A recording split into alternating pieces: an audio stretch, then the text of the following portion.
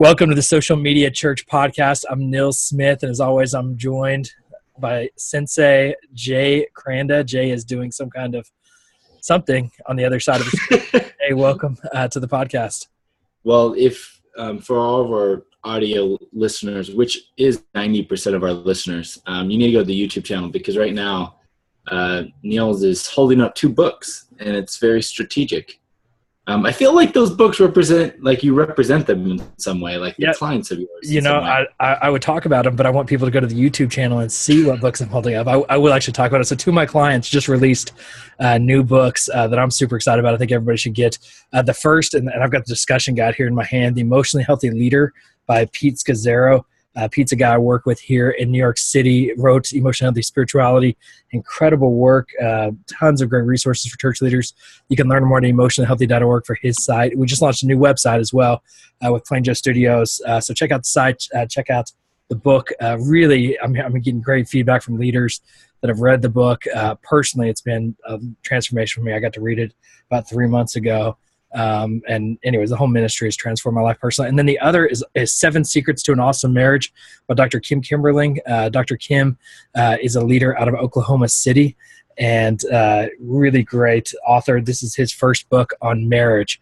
And so, so we will move on. But that is a good resources for every ministry leader. Focus on your marriage and leadership. Great stuff. Well, and what I love about that stuff is, and there's so many resources out there. And I think that's something that, I'm a sucker for books. That's why I think I loved college and grad school. I just sucked it up. I just could read for a million. I could constantly read.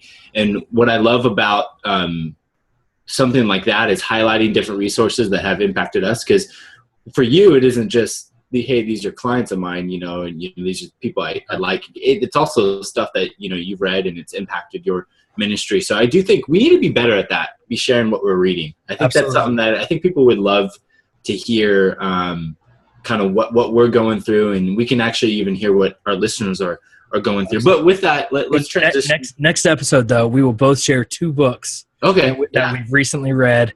So be looking for that in the next book or next episode of those books that we've read recently that have been transformation to us, other than these 2 books I just shared. So I like that. There's a couple of news stories in the news about social media technology. Share the first one that you just noticed. Well, I think the first one that I was thinking of was the guy that we were talking about that quit his job. Yes, here in New York City. Full-time Periscope. It sounds like something a New Yorker would do. Just quit their job because the cost of living is so cheap here. Just quit your job and you don't even, if you don't have a place, you could just be a billionaire in New York.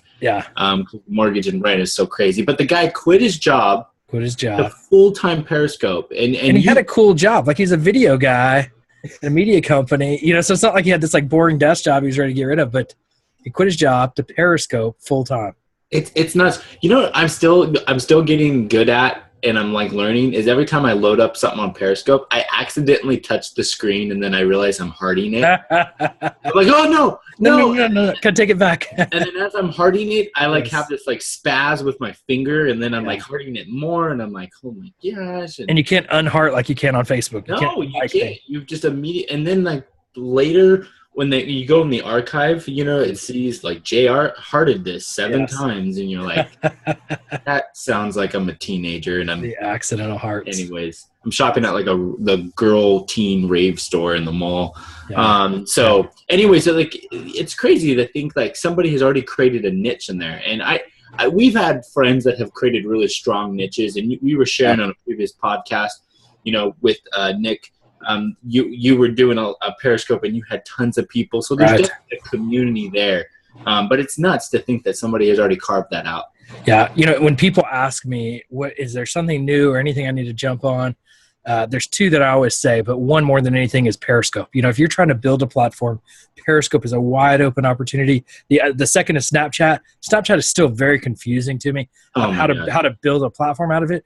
But it is growing. They've just opened up. They've kind of moved some things around recently. So it's interesting. We'll talk about that more later. But Periscope is definitely a place to be right now. And this guy obviously sees the opportunity and is going for it. Yeah, and what I wanted for our show topic this week, the second news story kind of goes into that real easily because we've heard from our listeners a lot of questions around how do you get volunteers engaged with social media? Are there any guidelines that you would give them? Because it is scary. Let alone it takes time to empower a volunteer. It is scary to give the keys over. And so I know we've heard that. So let's talk a little bit about that. And the news story that I was thinking of to kind of like start this conversation off was there was a news station that had, they thought, and I picture in the boardroom, this news company, they're in the boardroom. They're like, oh man, we need to get social media engagement.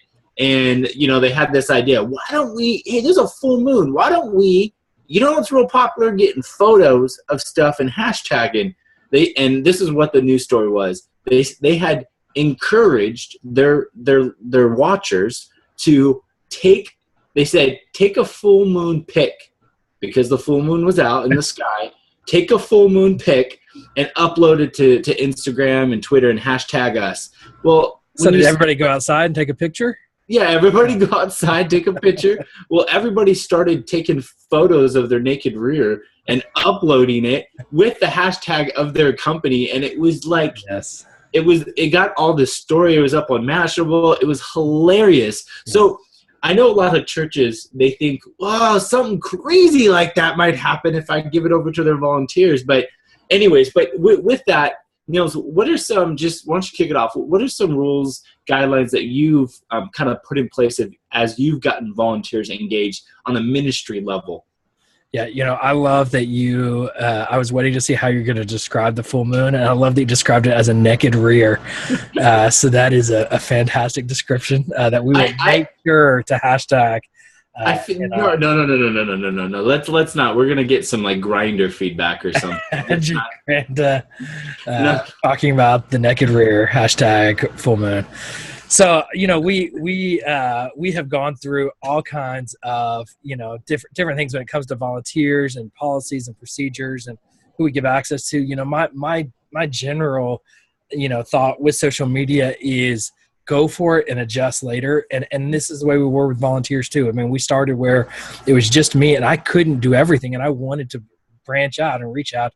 And I think a lot of church leaders need to not hold so tight to the reins, yet you get to a point too where you've got to have, certain controls in place. And you naturally don't want to give your church account to a 14-year-old who just happens to have a cell phone, and be able to update Twitter. You want to be wise with who you give access to, what kind of freedom should you give to those leaders. And so, Facebook, being a primary platform for almost all ministries, has great opportunities where you can make somebody an admin, but only where they can comment or only where they can do certain things. And you can pull that away as well. And so I think generally if they're commenting on behalf of their personal platform, it's their platform. And so we have, some just almost, I'd say volunteer best practices that we recommend. And then when we see unhealthy things like maybe sketchy pictures or curse words in their Facebook post, we say, you're a leader in our ministry and these things are divisive when you do this, or they're, anyways, it doesn't represent the church well in your leadership role. So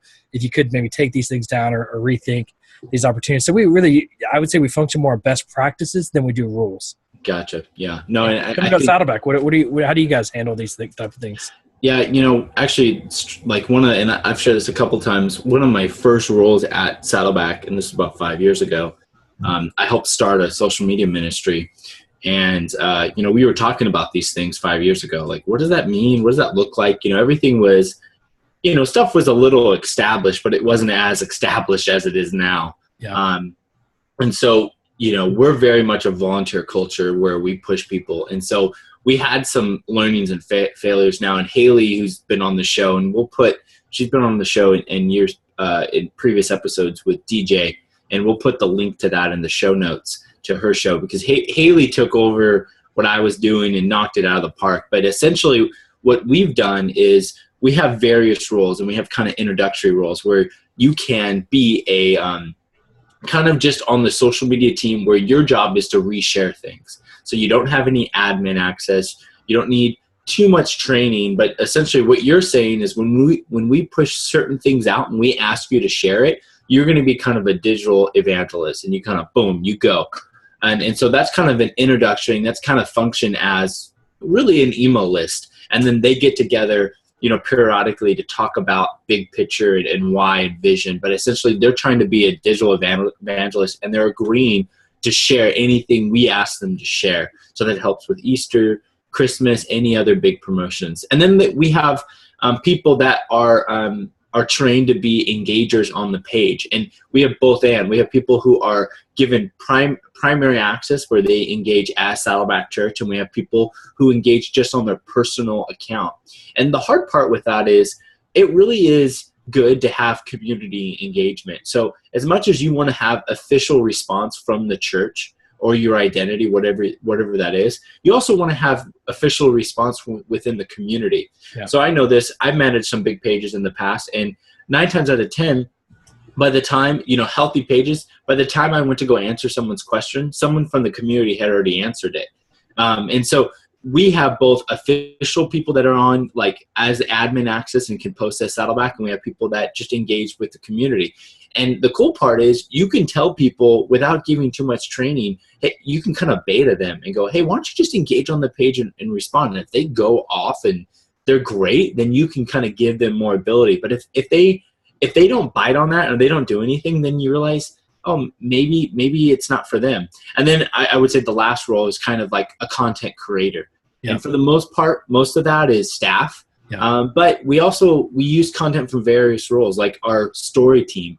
Our story team can write a story, and then they will create content for that. And so we kind of have a couple different areas, but we set that up so that there's kind of like almost this crawl, walk, run kind of roles. And so you don't need to be this expert. You can just be very personal, and you can just engage, or you can just be a sharer. And then we have that team where Haley pours into them and makes it more robust. And again, I'll put in the show notes her previous show, because she lists out in big detail what she does and how she does that, and she's amazing at that. But for us, there isn't really any agreement that you sign, any commitment. The big thing is you engage. And I think for Haley right now, what they do is that they have a Facebook group where they do a lot of their interaction. If somebody falls off, then they're removed from the team, and you just have to be engaged. I mean, with your volunteers, Nils, have you ever made them sign an agreement or anything like that? No, and I remember when I was first starting out, I went to Life Church because they're so often the pioneers in all of this. And I said, can I get a copy of your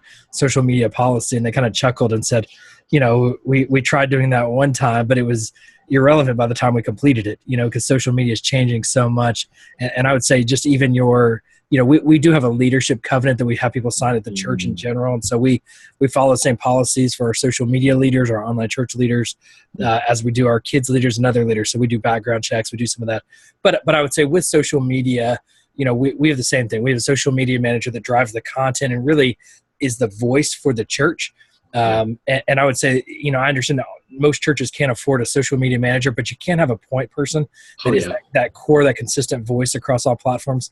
But our volunteers, their job is, same as you shared, is to engage in the conversation, to share posts, to like posts, to comment on other people's comments. And I think it's far more personal when a person responds to a comment rather than an organization responding to a comment. And so we start the conversation.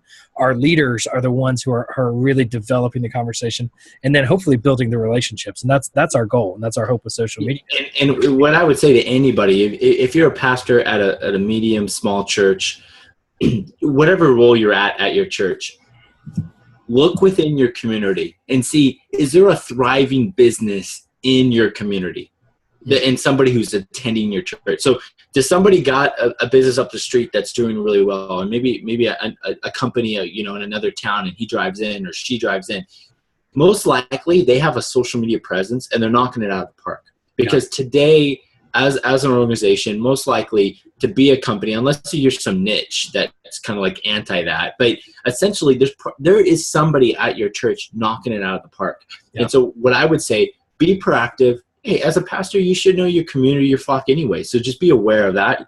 And then I would hey, can we set up a lunch or a coffee? Can we talk about what you're doing on social media? And then just have that conversation around, hey, our church, we want to take our social media presence to the next level. Speak a little vision. It isn't a direct ask where, you never do it for a need. You do it for vision. You want your church to grow. You want your ministry to grow. You want younger families to come in, and then say, is this something you'd be willing to be a part of and help shape? Trust me, if they're a business owner and they're knocking it out of the park and they're willing to use their gifting to help build the kingdom, that they'll easily do it if you pitch it right. But I think that's the big thing. You don't pitch it as a need. You pitch it with the vision, and then just kind of help them. And if you do that, trust me, and if you can empower someone like that, then you're not really worrying too much, and you just give them the keys and they'll start rolling.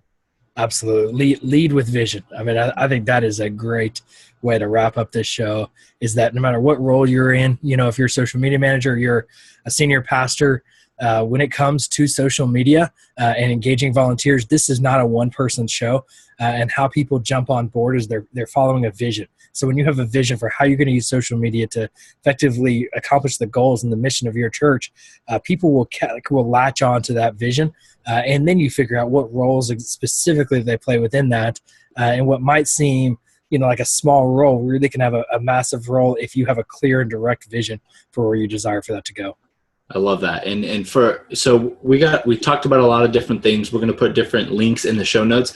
Also, if you really are struggling with where to go and what does that look like as you're getting going, Nils and I both have written books on this.